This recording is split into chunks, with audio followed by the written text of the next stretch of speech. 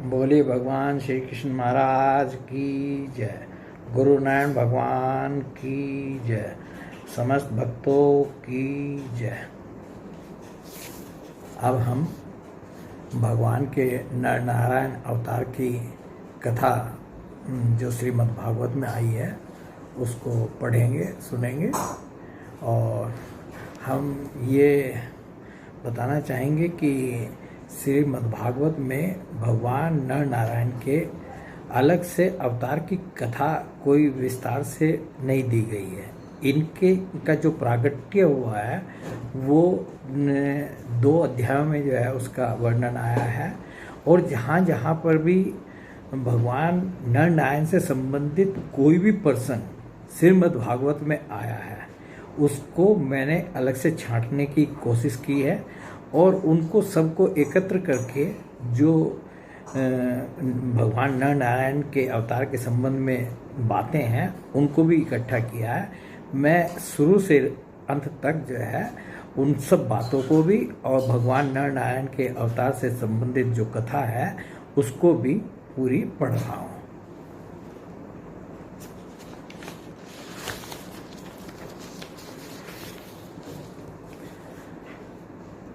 भगवान नर नारायण के अवतार की कथा जो है ये प्रथम स्कंद में के 3 अध्याय में इसमें इतना ही आया है। धर्म पत्नी मूर्ति के गर्भ से उन्होंने नर नारायण के रूप में 4था अवतार ग्रहण किया।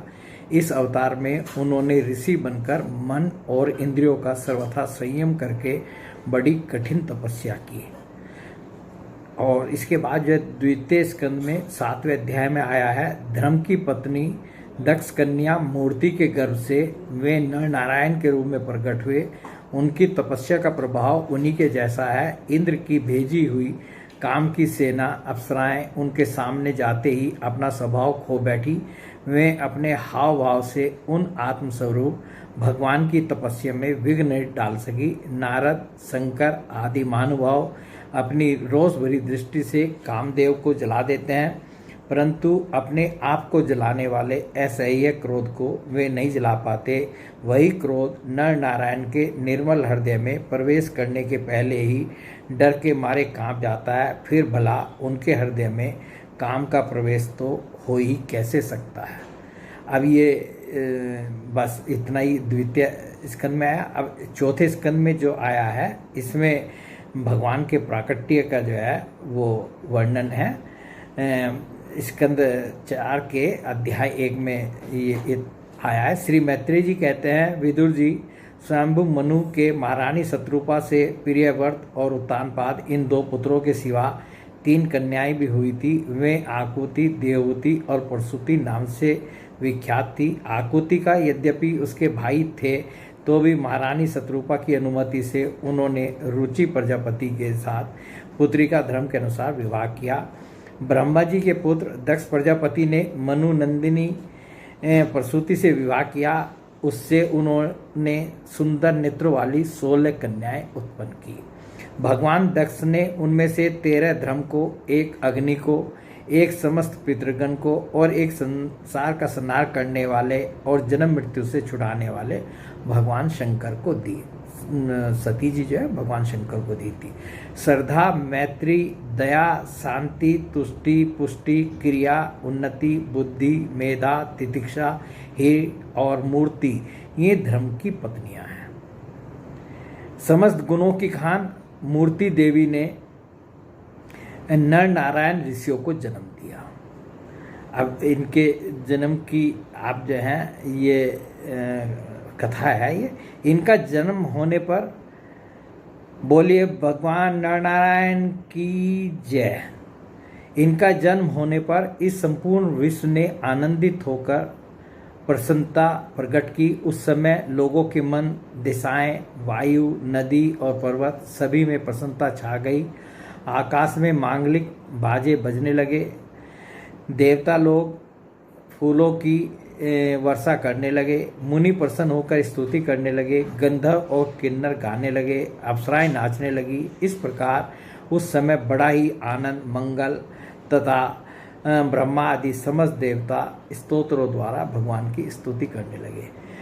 तो जैसे हमने पहले भी बोला है कि जैसे भगवान की कोई भी अवतार होता है या कोई भी किसी महापुरुष का, किसी भी देवी शक्ति का जब अवतार होता है तो पूरा वातावरण जो है जैसे नाचने लगता है, झूमने लगता है, गाने लगता है, और देवता, गंधर्व, यक्ष, ये सब जो है ये इतने प्रसन्न हो जाते हैं, पूरे सब में प्रसन्नता ही प्रसन्नता छा जाती है। सारे सगुन, सारे मांगलिक चीज़ें जो हैं वो प्रकट होने लगती हैं और वो उसी हिसाब से व्यवहार करने लगते हैं। देवताओं ने कहा, जिस प्रकार आकाश में तरह तरह के रूपों की कल्पना कर ली जाती है, उसी प्रकार जिन्होंने अपनी माया के द्वारा अपने ही स्वरूप के अंदर इस संसार की रचना की है और अपने उस स्वरूप को प्रकाशित करने के लिए इस समय इस ऋषि विग्रह के साथ धर्म के घर में अपने आप को प्रकट किया है, उन परम पुरुष को हमारा नमस्कार है, जिनके तत्व का शास्त्र के आधार पर हम लोग केवल अनुमान ही करते हैं, प्रत्यक्ष नहीं कर पाते। उन्हीं भगवान ने देवताओं को संसार की मर्यादा में किसी प्रकार की गड़बड़ी न हो, इसलिए सद्गुण से उत्पन्न किया है। अब वे अपने करुणामय नेत्रों से जो समस्त शोभा और सौंदर्य के निवास स्थान निर्मल दिव्य कमल को भी नीचा दिखाने वाले हैं, हमारी ओर निहारे। प्यारे विदुर जी, प्रभु का साक्षात दर्शन पाकर देवताओं ने उनकी इस प्रकार स्तुति और पूजा की। तदंतर भगवान नर नारायण दोनों गंधमादन पर्वत पर चले गए। भगवान श्री हरि के अंशभूत वे नर नारायण ही इस समय पृथ्वी का भार उतारने के लिए यदुकुल भूषण श्री कृष्ण और उन्हीं के सरीखे श्यामवर्ण कुरुकुल तिलक अर्जुन के रूप में अवतीर्ण हुए हैं। ये मैत्रेय जी जो है, ये चौथे स्कंद में जो है ये विदुर जी को ये कथा सुना रहे थे, उसमें उन्होंने इतना प्रसंग जो है भगवान नर नारायण के अवतार का सुनाया। अब जो है ये हम स्कंद 11 के अध्याय 4 में जो है जो भगवान नर नारायण के अवतार के संबंध में आया है, वो इसमें जो है ये विस्तार से थोड़ा ये कथा आई है। दक्ष प्रजापति की एक कन्या का नाम था मूर्ति, वह धर्म की पत्नी थी। उसके गर्भ से भगवान ने ऋषि श्रेष्ठ शांतात्मा नर और नारायण के रूप में अवतार लिया। उन्होंने आत्म तत्व का साक्षात्कार कराने वाले उस भगवत आराधन रूप क्रम का उपदेश किया, जो वास्तव में क्रम बंधन से छुड़ाने वाला और निष्क्रम में स्थिति को प्राप्त कराने वाला है। उन्होंने स्वयं भी वैसे ही कर्म का अनुष्ठान किया। बड़े बड़े ऋषि मुनि उनके चरण कमलों की सेवा करते रहते हैं। वे आज भी बद्रिक आश्रम में उसी क्रम का आचरण करते हुए विराजमान हैं। ये अपनी घोर तपस्या के द्वारा मेरा धाम छीनना चाहते हैं। इंद्र ने ऐसी आशंका करके स्त्री, वसंत आदि दल बल के साथ कामदेव को उनकी तपस्या में विघ्न डालने के लिए भेजा। जहाँ भी कभी कोई तपस्या करने बैठता है तो इंद्र जो है उनकी तपस्या को भंग करने के लिए अपनी जो ये काम की सेना है इसको तुरंत भेज देते हैं, कि उनको डर लगने लगता है कि मेरी ये इंद्र की जो पुरी है, जो स्वर्ग है, अमरावती है, इसको जो है ये तपस्या करके ये छीन न लें। वो डरने लगते हैं। विघ्न डालने के लिए भेजा। कामदेव को भगवान की महिमा का ज्ञान न था, इसलिए वह अप्सरागण, वसंत और मंद सुगंध वायु के साथ बद्रिक आश्रम में, और ये जो कामदेव की ये जो सेना है ना, इसमें आप सुन ही रहे हैं कि इसलिए वह अप्सरागण, वसंत और मंद सुगंध वायु के साथ बद्रिक आश्रम में जाकर स्त्रियों के कटाक्ष बाणों से उन्हें घायल करने की चेष्टा करने लगा। आदिदेव नर नारायण ने यह जानकर कि यह इंद्र का कुचक्र है, भय से कांपते हुए काम आदि को से हंसकर कहा। उस समय उनके मन में किसी प्रकार का अभिमान या आश्चर्य नहीं था। कामदेव, मल्या, मारुत और देवांगनाओं, तुम लोग डरो मत, हमारा आतिथ्य स्वीकार करो, अभी यहीं ठहरो, हमारा आश्रम सूना मत करो। जब नर नारायण ऋषि ने उन्हें अभय दान देते हुए इस प्रकार कहा, तब कामदेव आदि के सिर लज्जा से झुक गए। तो जब ये इंद्र की जो कामदेव की सेना थी वहाँ भगवान नर नारायण की तपस्या भंग करने के लिए पहुंची, तो ये कामदेव जो कांपने लगे, डर के मारे जो कांपने लगे। परंतु भगवान नर नारायण ने उनको आश्वासन दिया, उन्होंने कहा डरो नहीं, तुम हमारा आतिथ्य स्वीकार करो, आप हमारे जो है अतिथि हैं, हमारा आतिथ्य स्वीकार करो और यहीं ठहरो, अभी यहीं ठहरो, तुम्हें जाने की ज़रूरत नहीं है। और जो हमारा आश्रम है, ये बद्रिकाश्रम में रहते थे भगवान नारायण, वहीं तपस्या कर रहे थे, कि इसको सूना मत करो। जब नारायण ऋषि ने उन्हें वेदांत देते हुए इस प्रकार कहा, तब कामदेव आदि के सिर लज्जा से झुक गए। उन्होंने दयालु भगवान नारायण से कहा, प्रभु आपके लिए यह कोई आश्चर्य की बात नहीं है, क्योंकि आप माया से परे और निर्विकार हैं।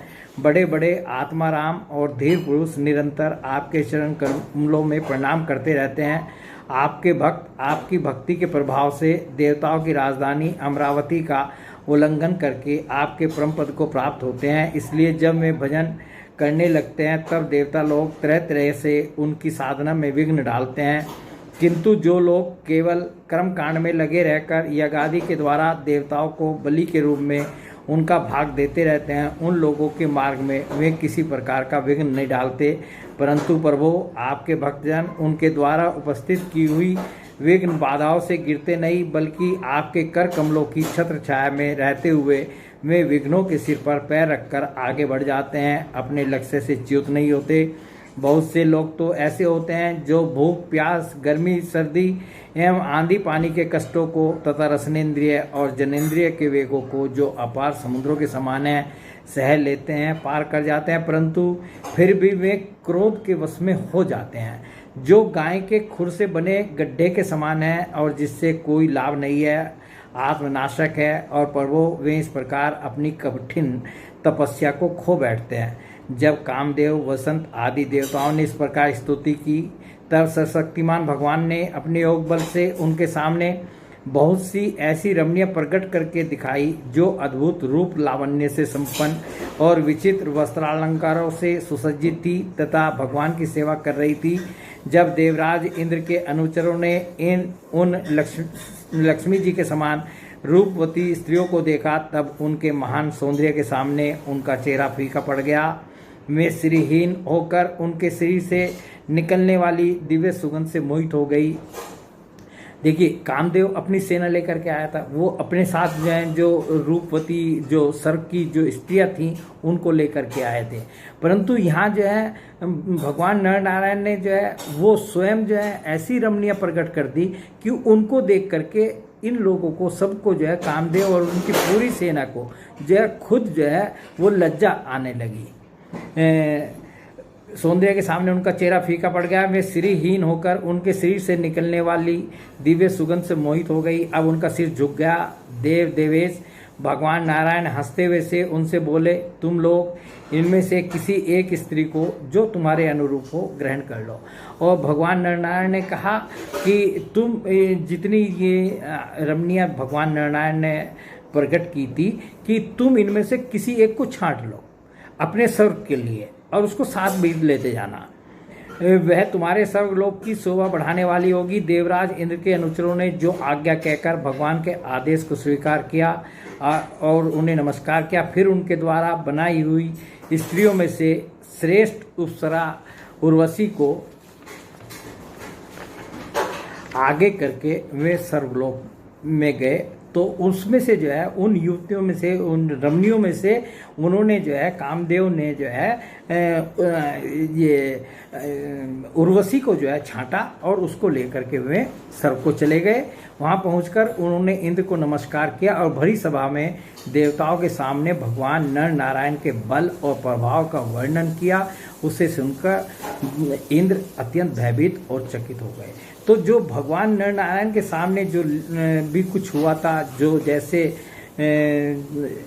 मतलब इन्होंने जाकर के अपने काम बांध छोड़े थे और भगवान नर नारायण ने उनको आश्वासन दिया था और उसके बाद वे रमणीय प्रकट की थी और कहा था कि भाई इनमें से जो तुम्हें पसंद हो अपने स्वर्ग के लिए ले जाओ, और वो उर्वशी को लेकर के आए थे। ये सब बातें जो हैं उन्होंने विस्तार से जो है अब इंद्र देवता को, अपने स्वामी इंद्र को जो है जाकर के बता दी। तो अब ये यहीं पर अध्याय का इतना ही हमने इसमें लिया है। अब 10वें स्कंद में 87वें अध्याय में वेद स्तुति हुई है। तो उसमें भी भगवान नर नारायण का कुछ प्रसंग आया है, वो मैं पढ़ रहा हूँ। श्री सुखदेव जी कहते हैं, परीक्षित, इस विषय में मैं तुम्हें एक गाथा सुनाता हूँ। उस गाथा के साथ स्वयं भगवान नारायण का संबंध है। वह गाथा देव ऋषि नारद और ऋषि श्रेष्ठ नारायण का संवाद है। एक समय की बात है, भगवान के प्यारे भक्त देव ऋषि नारद जी विभिन्न लोकों में विचरण करते हुए सनातन ऋषि भगवान नारायण का दर्शन करने के लिए बद्रिकाश्रम गए। भगवान नारायण मनुष्यों के अभ्युदय अर्थात लौकिक कल्याण और परम निश्रेष भगवत स्वरूप अथवा मोक्ष की प्राप्ति के लिए इस भारतवर्ष में कल्प के आरंभ से ही धर्म, ज्ञान और संयम के साथ महान तपस्या कर रहे हैं। परीक्षित, एक दिन वे कलाप ग्रामवासी सिद्ध ऋषियों के बीच में बैठे हुए थे। उस समय नारद जी ने उन्हें प्रणाम करके बड़ी नम्रता से यही प्रश्न पूछा जो तुम मुझसे पूछ रहे हो। भगवान वो सुखदेव जी से जो है राजा परीक्षित ने जो प्रश्न पूछा था वही वो बतला रहे हैं कि वही प्रश्न जो है नारद जी ने जो है वहाँ भगवान के बद्रिकाश्रम धाम पर जा करके नर नारायण से वो प्रश्न पूछा। भगवान नारायण ने ऋषियों की उस भरी सभा में नारद जी को उनके प्रश्न का उत्तर दिया और वह कथा सुनाई जो पूर्वकालीन जनलोक निवासियों में परस्पर वेदों के तात्पर्य और ब्रह्म के स्वरूप के संबंध में विचार करते समय कही गई थी। भगवान नारायण ने कहा, नारद जी, प्राचीन काल की बात है। एक बार जनलोक में वहाँ रहने वाले ब्रह्मा के मानस पुत्र नैष्ठिक ब्रह्मचारी सनक, सनंदन, सनातन आदि परम ऋषियों का ब्रह्म सत्र अर्थात ब्रह्म विषयक विचार या प्रवचन हुआ था। उस समय तुम मेरी श्वेत दीपधारी श्वेत दीपाधिपति अनिरुद्ध मूर्ति का दर्शन करने के लिए श्वेत दीप चले गए थे। उस समय वहाँ उस ब्रह्म के संबंध में बड़ी ही सुंदर चर्चा हुई थी। वहाँ पर जो है जब ये चारों ऋषि की जो है सभा में उसमें सब लोगों की जिज्ञासा थी कि ब्रह्म का क्या स्वरूप है, ब्रह्म कैसे हैं, तो इसके बारे में ब्रह्म के रूप में विस्तृत चर्चा हुई थी, जिसके विषय में श्रुतियाँ भी मौन धारण कर लेती हैं, स्पष्ट वर्णन न करके तात्पर्य रूप से लक्षित कराती हुई उसी में सो जाती हैं। उस ब्रह्म सत्र में यही प्रश्न उपस्थित किया गया था जो तुम मुझसे पूछ रहे हो। सनक, सनंदन, सनातन, सनत कुमार, ये चारों भाई शास्त्रीय ज्ञान, तपस्या और शील स्वभाव में समान हैं। उन लोगों की दृष्टि में शत्रु, मित्र और उदासीन एक से हैं। फिर भी उन्होंने अपने से सनंदन को तो वक्ता बना लिया और शेष भाई सुनने के इच्छुक बनकर बैठ गए। तो इन चारों ऋषियों में जो है इन्होंने भाइयों में इन्होंने सनंदन को वक्ता बना लिया और तीनों भाई जो है बैठ करके सुनने लगे। सुनंदन जी ने कहा, जिस प्रकार प्रातःकाल होने पर सोते हुए सम्राट को जगाने के लिए अनुजीवी बंदीजन उसके पास आते हैं और सम्राट के पराक्रम तथा सुयश का गान करके उसे जगाते हैं, वैसे ही जब परमात्मा अपने बनाए हुए संपूर्ण जगत को अपने में लीन करके अपनी शक्तियों के सहित सोए रहते हैं, तब प्रलय के अंत में श्रुतियाँ उनका प्रतिपादन करने वाले वचनों से उन्हें इस प्रकार जगाती हैं। श्रुतियाँ मन वाणी से अगोचर और समस्त प्राकृत गुणों से रहित पर ब्रह्म परमात्मा का वर्णन किस प्रकार करती हैं और उसमें मन का कैसे प्रवेश होता है, यह सब वर्णन सुनाया। श्री सुखदेव जी कहते हैं, परीक्षित, देव ऋषि नारद बड़े संयमी, ज्ञानी, पूर्ण काम और नैष्ठिक ब्रह्मचारी हैं। वे जो कुछ सुनते हैं उन्हें उसकी धारणा हो जाती है। भगवान नारायण ने उन्हें जब इस प्रकार उपदेश किया तब उन्होंने बड़ी श्रद्धा से उसे ग्रहण किया और उनसे यह कहा। देव ऋषि नारद ने कहा, भगवान, आप सच्चिदानंद स्वरूप श्री कृष्ण हैं। आपकी कीर्ति परम पवित्र है। आप समस्त प्राणियों के परम कल्याण मोक्ष के लिए कमनीय कलावतार धारण किया करते हैं। मैं आपको नमस्कार करता हूँ। परीक्षित, इस प्रकार महात्मा देव ऋषि नारद आदि ऋषि भगवान नारायण को और उनके शिष्यों को नमस्कार करके स्वयं मेरे पिता श्री कृष्ण द्वैपायन के आश्रम पर गए। भगवान वेदव्यास ने उनका यथोचित सत्कार किया। वे आसन स्वीकार करके बैठ गए। इसके बाद देव ऋषि नारद ने जो कुछ भगवान नारायण के मुंह से सुना था वह सब कुछ मेरे पिताजी को सुना दिया। राजन, इस प्रकार मैंने तुम्हें बताया कि मन वाणी से अगोचर और समस्त प्राकृत गुणों से रहित पर ब्रह्म परमात्मा का वर्णन श्रुतियाँ किस प्रकार करती हैं और उसमें मन का कैसे प्रवेश होता है, यही तो तुम्हारा प्रश्न था परीक्षित। भगवान ही इस विश्व का संकल्प करते हैं तथा उसके आदि मध्य और अंत में स्थित रहते हैं। वे प्रकृति और जीव दोनों के स्वामी हैं।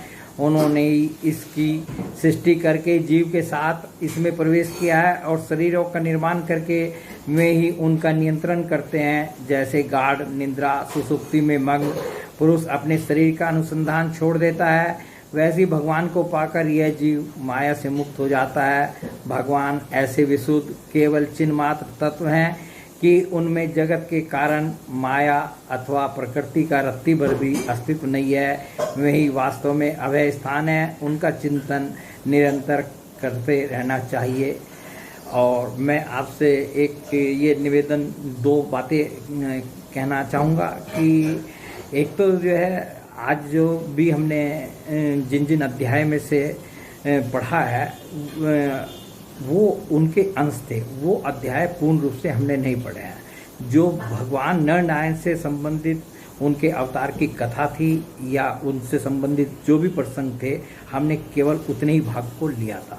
तो जब हम श्रीमद् भागवत के संपूर्ण अध्यायों का स्कंद सहित जो है वो वीडियो बनाएंगे, तब उसमें उन अध्यायों को हम पूर्ण रूप से पढ़ेंगे। दूसरे ये है कि आज जो है वीडियो बनाते हुए कुछ क्योंकि ये मैं वीडियो घर पर ही बैठ कर के बनाता हूँ और बना रहा हूँ, तो इसलिए जो है कुछ उसमें आज व्यवधान आया। एक बार घंटी बजी, फ़ोन की भी घंटी बजी, तो और थोड़ा सा डिस्टरबेंस भी हो रहा है, उसके लिए मैं क्षमा प्रार्थी हूँ। बोले भगवान श्री कृष्ण महाराज की जय, गुरु नारायण भगवान की जय, समस्त भक्तों की जय।